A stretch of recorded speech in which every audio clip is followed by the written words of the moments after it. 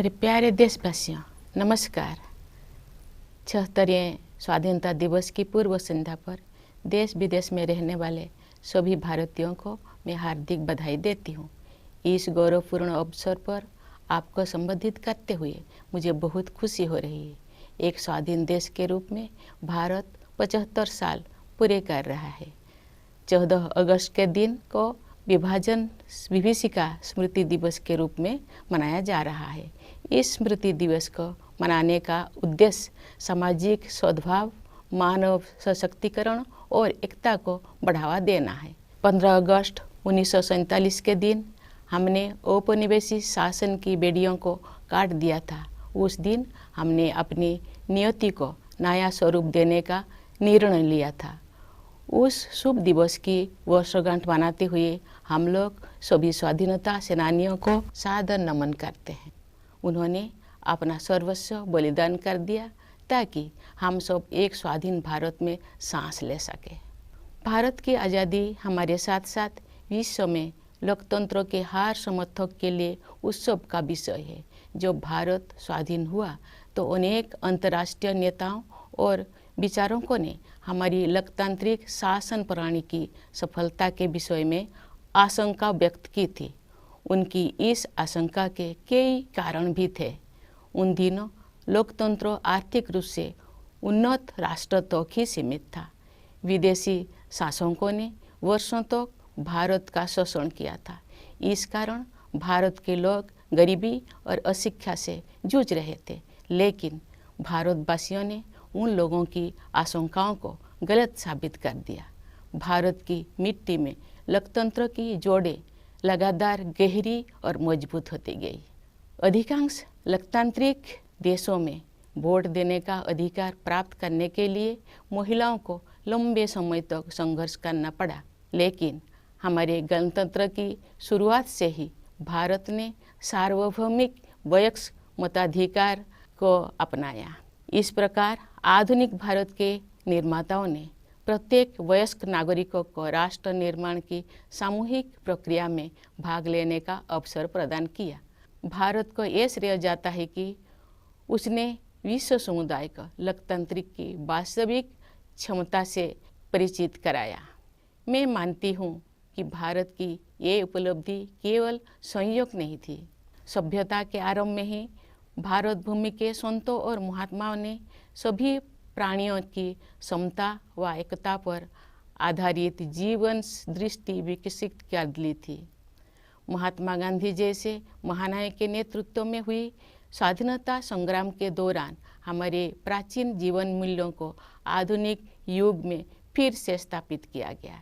इसी कारण से हमारे लोकतंत्र में भारतीयता के तत्व दिखाई देते हैं। गांधी जी सत्ता के विकेंद्रीकरण और जनसाधारण को अधिकार संपन्न बनाने के पक्षधर थे। पिछले 75 सप्ताह से हमारे देश में स्वाधीनता संग्राम के महान आदर्शों का स्मरण किया जा रहा है। आज़ादी का अमृत महोत्सव मार्च 2021 में दांडी यात्रा की स्मृति को फिर से जीवंत रूप देकर शुरू किया गया है। उस युगांतरकारी आंदोलन में हमारे संघर्ष को विश्व पटल पर स्थापित किया था। उसे सम्मान देकर हमारे इस महोत्सव की शुरुआत की गई। ये महोत्सव भारत की जनता को समर्पित है। देशवासियों द्वारा हासिल की गई सफलता के आधार पर आत्मनिर्भर भारत के निर्माण का संकल्प भी इस उत्सव का हिस्सा है। हर आयु वर्ग के नागरिक पूरे देश में आयोजित इस महोत्सव के कार्यक्रम में उत्साहपूर्वक भाग ले रहे हैं। ये भव्य महोत्सव अब हर घर तिरंगा अभियान के साथ आगे बढ़ रहा है। आज देश के कोने कोने में हमारा तिरंगा शान से लहरा रहा है। स्वाधीनता आंदोलन के आदर्शों के प्रति इतने व्यापक स्तर पर लोगों में जागरूकता को देखकर हमारे स्वाधीनता सेनानी अवश्य प्रफुल्लित हुए होते। हमारा गौरवशाली स्वाधीनता संग्राम इस विशाल भारत भूमि में बहादुरी के साथ संचालित होता रहा। अनेक महान स्वाधीनता सेनानियों ने वीरता के उदाहरण प्रस्तुत किए और राष्ट्र जागरण की मशाल अगली पीढ़ी को सौंपे। अनेक वीर योद्धाओं तथा उनके संघर्षों, विशेषकर किसानों और आदिवासी समुदाय के वीरों का योगदान एक लंबे समय तक सामूहिक स्मृति से बाहर रहा। पिछले वर्ष से हर 15 नवंबर को जनजातीय गौरव दिवस के रूप में मनाने का सरकार का निर्णय स्वागत योग्य है। हमारे जनजातीय महानायक केवल स्थानीय या क्षेत्रीय प्रतीक नहीं है, बल्कि ये पूरे देश के लिए प्रेरणा का स्रोत है। प्यारे देशवासियों, एक राष्ट्र के लिए, विशेष रूप से भारत जैसे प्राचीन देश के लंबे इतिहास में 75 वर्ष का समय बहुत छोटा प्रतीत होता है, लेकिन व्यक्तिगत स्तर पर ये कालखंड एक जीवन यात्रा जैसा है। हमारे वरिष्ठ नागरिकों ने अपने जीवन काल में अद्भुत परिवर्तन देखे हैं। ये गवाह है कि कैसे आज़ादी के बाद सभी पीढ़ियों ने कड़ी मेहनत की, विशाल चुनौतियों का सामना किया और स्वयं अपने भाग्य विधाता बने। इस दौर में हमने जो कुछ सीखा है वो सब उपयोगी साबित होगा, क्योंकि हम राष्ट्र की यात्रा में एक ऐतिहासिक पड़ाव की ओर आगे बढ़ रहे हैं। हम सब 2047 में स्वाधीनता के शताब्दी उत्सव तक की 25 वर्षों की अवधि यानी भारत के अमृत काल में प्रवेश कर रहे हैं। हमारा संकल्प है कि वर्ष 2047 तक हम अपने स्वाधीनता सेनानियों के सपनों को पूरी तरह साकार कर लेंगे। इसी कालखंड में हम बाबा साहेब भीमराव अंबेडकर के नेतृत्व में संविधान का निर्माण करने वाला विभूतियों के विजन को साकार कर चुके होंगे। एक आत्मनिर्भर भारत के निर्माण में हम पहले से ही तत्पर हैं। वो एक ऐसा भारत होगा जो अपनी संभावनाओं को साकार कर चुका होगा। दुनिया ने हाल के वर्षों में एक नए भारत को उभरते हुए देखा है। खासकर कोविड-19 के प्रकोप के बाद इस महामारी का सामना हमने जिस तरह किया है, उसकी सर्वत्र सराहना की गई है। हमने देश में ही निर्मित वैक्सीन के साथ मानव इतिहास का सबसे बड़ा टीकाकरण अभियान शुरू किया। पिछले महीने हमने 200 करोड़ वैक्सीन कवरेज का आंकड़ा पार कर दिया है। इस महामारी का सामना करने में हमारी उपलब्धियां विश्व के अनेक विकसित देशों से अधिक रही है। इस प्रशंसनीय उपलब्धि के लिए हम अपने वैज्ञानिकों, डॉक्टरों, नर्सों, पैरामेडिक्स और टीकाकरण से जुड़े कर्मचारियों के आभार हैं। इस आपदा में कोरोना योद्धाओं द्वारा किया गया योगदान विशेष रूप से प्रशंसनीय है। कोरोना महामारी ने पूरे विश्व में मानव जीवन और अर्थव्यवस्थाओं पर कठोर प्रहार किया है। जब दुनिया इस गंभीर संकट के आर्थिक परिणामों से जूझ रही थी, तब भारत ने स्वयं को संभाला और अब पुनः तीव्र गति से आगे बढ़ने लगा है। इस समय भारत दुनिया में सबसे तेजी से बढ़ रही प्रमुख अर्थव्यवस्था में से एक है। भारत को स्टार्टअप इकोसिस्टम का विश्व में ऊंचा स्थान है। हमारे देश में स्टार्टअप्स की सफलता, विशेषकर यूनिकॉर्न्स की बढ़ती हुई संख्या हमारी औद्योगिक प्रगति का शानदार उदाहरण है। विश्व में चल रही आर्थिक कठिनाई के विपरीत भारत की अर्थव्यवस्था को तेजी से आगे बढ़ाने के श्रेय सरकार तथा नीति निर्माताओं को जाता है। पिछले कुछ वर्ष के दौरान फिजिकल और डिजिटल इंफ्रास्ट्रक्चर के विकास में अभूतपूर्व प्रगति हुई है। प्रधानमंत्री गति शक्ति योजना के द्वारा कनेक्टिविटी को बेहतर बनाया जा रहा है। परिवहन के जल, थल, वायु आदि पर आधारित सभी माध्यमों को भलीभांति एक दूसरे के साथ जोड़कर पूरे देश में आवागमन को सुगम बनाया जा रहा है। प्रगति के प्रति हमारे देश में दिखाई दे रही उत्साह का श्रेय कड़ी मेहनत करने वाले हमारे किसान व मजदूर भाई बहनों को भी जाता है। साथ ही व्यवसाय की सूझबूझ से समृद्धि का सृजन करने वाले हमारे उद्यमियों को भी जाता है। सबसे अधिक खुशी की बात है कि देश का आर्थिक विकास और अधिक समावेशी होता जा रहा है तथा क्षेत्रीय विषमताएं भी कम हो रही है। लेकिन ये तो केवल शुरुआत ही है। दूरगामी परिणाम वाले सुधारों और नीतियों द्वारा इन परिवर्तनों की आधार भूमि पहले से ही तैयार की जा रही थी। उदाहरण के लिए डिजिटल इंडिया अभियान द्वारा ज्ञान पर आधारित अर्थव्यवस्था की आधारशिला स्थापित की जा रही है। राष्ट्रीय शिक्षा नीति का उद्देश्य भावी पीढ़ी को औद्योगिक क्रांति के अगले चरणों के लिए तैयार करना तथा उन्हें हमारी विरासत के साथ फिर से जोड़ना भी है। आर्थिक प्रगति से देशवासियों का जीवन और भी सुगम होता जा रहा है।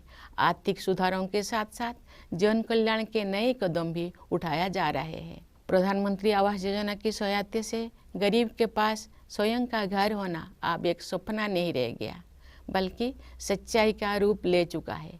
इसी तरह जल जीवन मिशन के अंतर्गत हर घर जल योजना पर कार्य चल रहा है।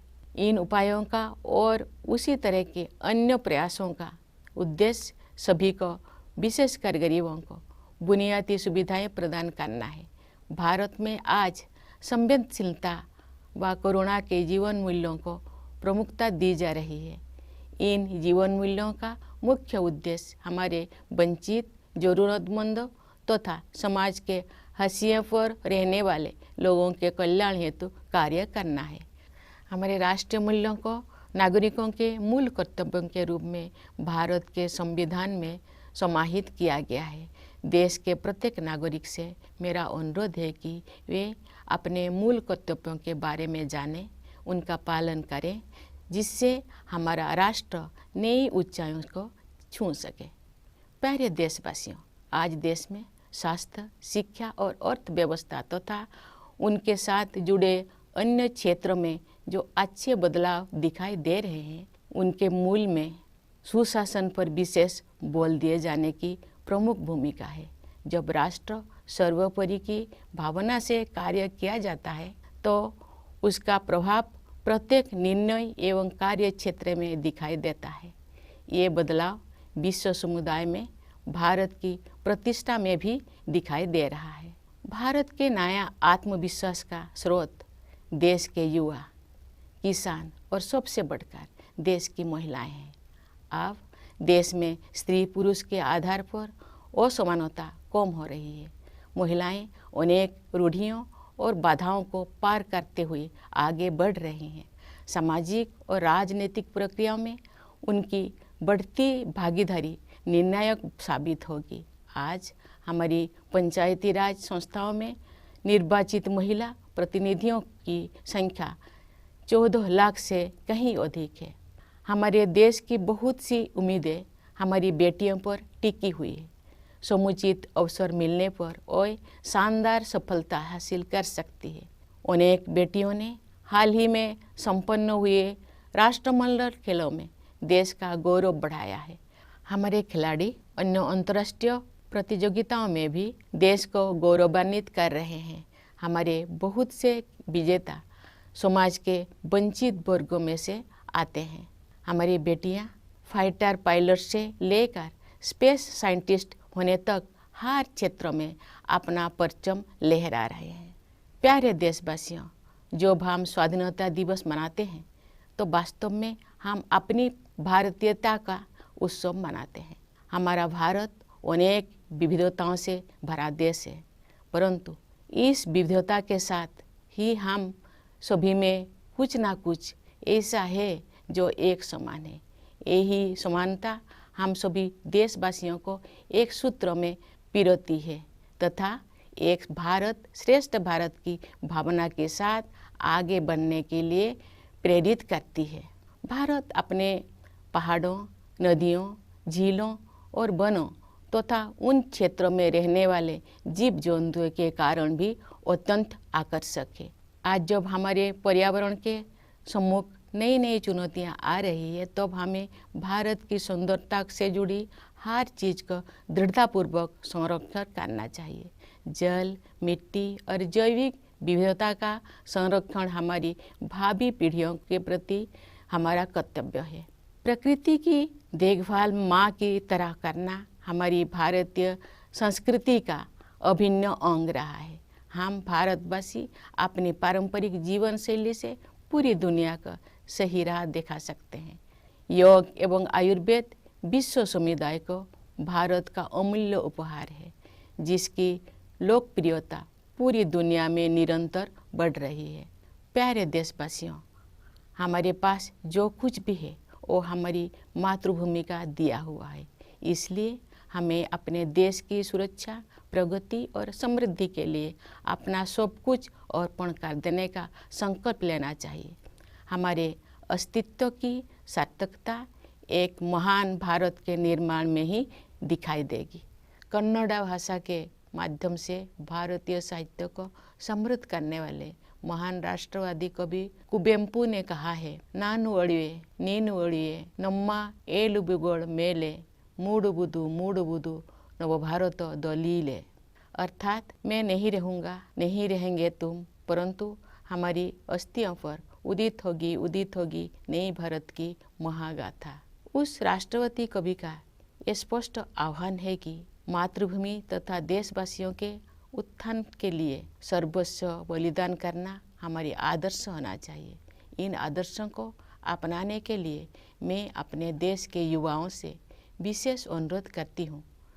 वे युवा ही 2047 के भारत का निर्माण करेंगे। अपना संबोधन समाप्त करने से पहले मैं भारत के सशस्त्र बलों, विदेशों में स्थित भारतीय मिशनों और अपनी मातृभूमि को गौरवान्वित करने वाले प्रवासी भारतीयों को स्वाधीनता दिवस की बधाई देती हूँ। मैं सभी देशवासियों के सुखद और मंगलमय जीवन के लिए शुभकामनाएं व्यक्त करती हूँ। धन्यवाद। जय Hind.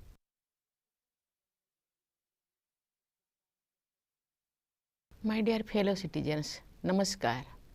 My heartiest greetings in advance to all Indians living in the country and abroad on the eve of the 76th Independence Day. I am delighted to address you on this momentous occasion. India is completing 75 years as an independent nation. 14 August is observed as Partition Horrors Remembrance Day, so as to promote social harmony, unity and empowerment of people. Tomorrow marks the day when we had freed ourselves from the shackles of colonial rulers and decided to reshape our destiny. As all of us celebrate the anniversary of that day, we vow to all those men and women who made enormous sacrifices to make it possible for us to live in a free India.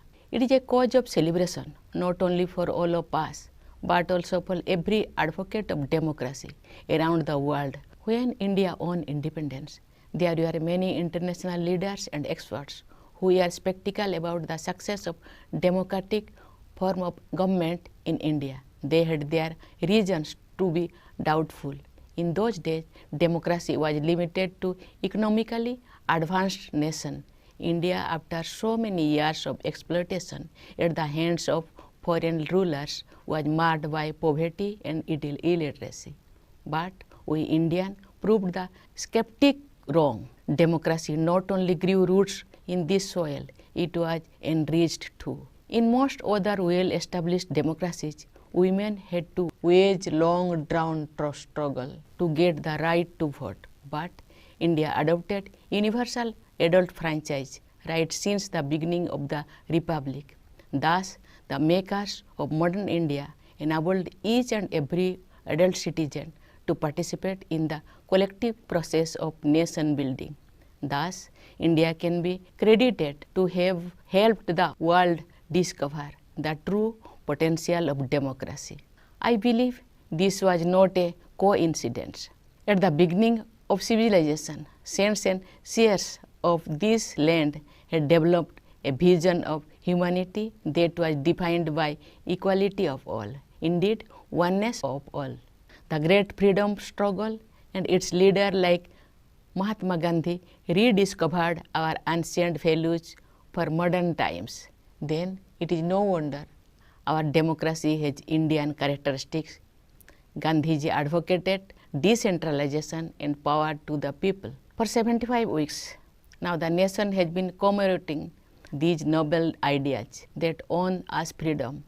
In March 2021, we began the Azadi Ka Amrit Mahotsav with the reenactment of the Dandi March. This way, Our celebration began with a tribute to that watershed event which had put our struggle on the world map. This festival is dedicated to the people of India. Based on the success achieved by the people, the resolve to build Atmanirbhar Bharat is also a part of this Mahotsav. Citizens from all age groups have keenly participated in a series of events held across the country. This grand festival is going ahead with the Har Ghar Triranga Abhiyan. The Indian tricolors are fluttering in every nook and corner of the country. Great martyrs would have been thrilled to see the spirit of the independence movement coming alive again on such a massive scale. Our glorious freedom struggles was waged bravely across the vast territory of our country. Many great freedom fighters did their duty and passed on the torch of awakening, leaving little trace on their heroic deeds. Forgotten for long were many heroes and their struggles, especially among the peasants and tribal population. The government's decision last year to observe 15th November Janajatiya Gaurav Divas is welcome because our tribal heroes are not merely local or regional icons, but they inspire the entire nation. Dear citizens, for a nation, particularly an ancient one such as India, the passage of 75 years is merely a blink of an eye. But for us and individuals, it is a lifetime. Senior citizens among us have witnessed a dramatic change in their lifetime. They have seen how after independence all the generations have toiled hard, how we met great challenges, and how we have taken charge of our destiny. The lessons learned in the process will prove useful as we move towards the next milestone in the journey of the nation, the Amrit Kal, the 25 years to be celebration of the centenary of our independence. By the year 2047, we will have fully realized the dreams of our freedom fighters. We will have given a concrete shape to the vision of those who, led by Babasaheb Bhimrao Ambedkar, drafted the Constitution.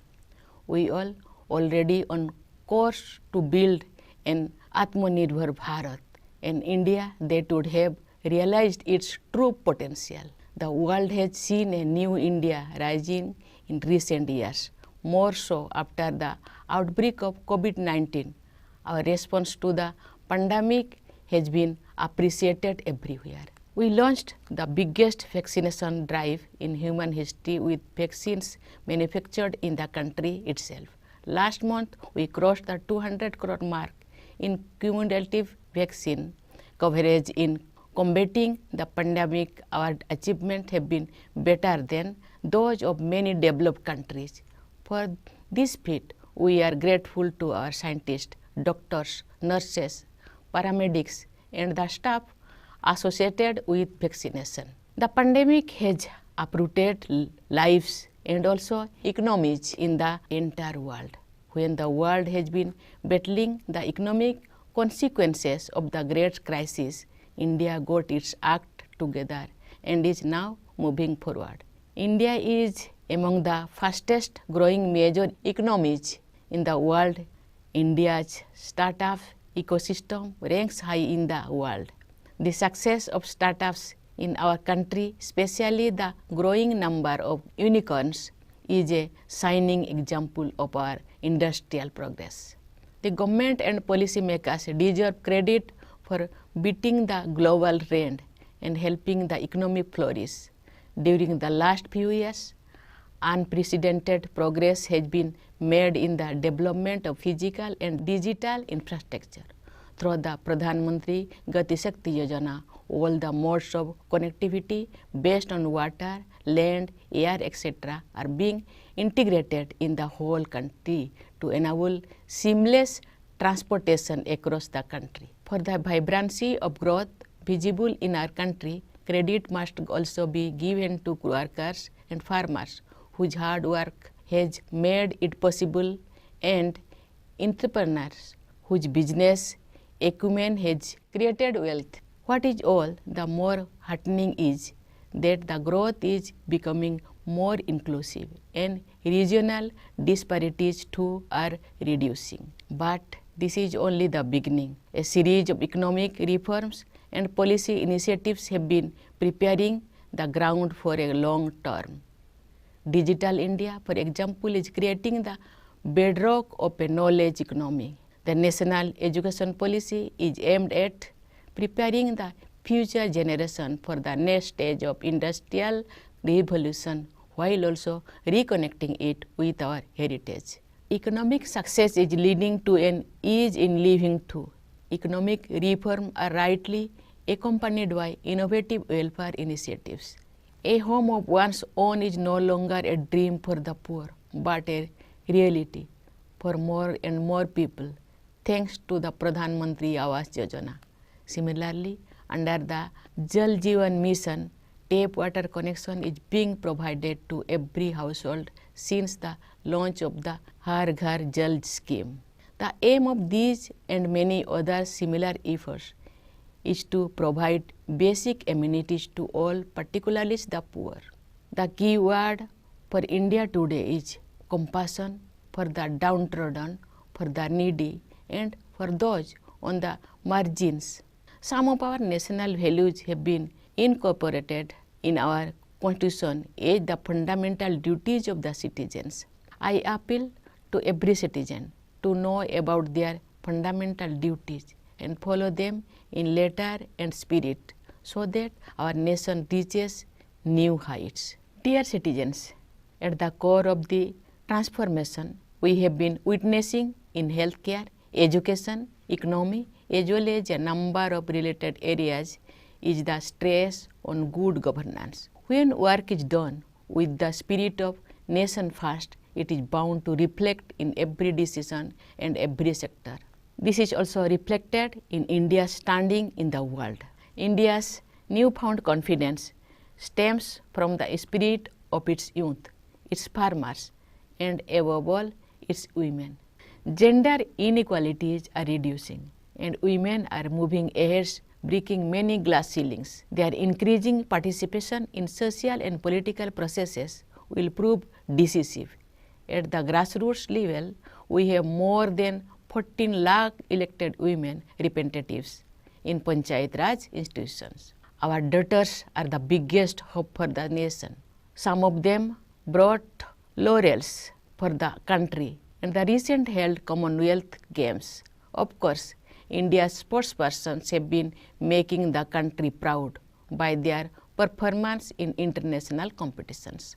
A large number of our winners come from underprivileged segments of society. From becoming fighter pilots to space scientists, our daughters are scaling great heights. Dear citizens, in celebrating Independence Day, we are celebrating our Bharatiyata. Our country is full of diversity, but at the same time, we all have something in common. It is this common thread which binds all of us together and inspire us to work together with the spirit of Ek Bharat Shrestha Bharat. India is a very beautiful country, also because of its mountains, rivers, lakes and forests, and the animals and birds that live in such landscape. When the environment is facing new challenges, we must remain determined to preserve all that makes India beautiful. Conserving water, soil and biodiversity is our duty towards our children. Caring for Mother Nature has been part and parcel of Indian culture. With our traditional lifestyle, we Indians can show the way to the rest of the world. Yoga and Ayurveda are India's invaluable gift to the world. Their popularity is on the rise all over the globe. Dear fellow citizens, our beloved country has given us everything we have in our life. We should pledge to give everything we can for the sake of safety, security, progress and prosperity of our country. Our existence will become meaningful only in building a glorious India. The great nationalist poet Kuvempu, who enriched Indian literature through Kannada language, had written, Nannu Odive, Ninnu Odive, Nomma Edu Vegadu Mele, Mudubudu, Novo Bharote din Lille, which means, I will pass, so will you, but on our bones will arise the great tale of a new India. This is a clarion call of the nationalist poet for making total sacrifice for the motherland and upliftment of fellow citizens. To follow these ideals is my special appeals to the youth of the country who are going to build the India of 2047. Before I conclude, I would like to extend Independence Day greetings to the armed forces, to the members of Indian missions abroad, and to the Indian diaspora who continue to make their motherland proud. My best wishes to all of you. Thank you. Jai Hind.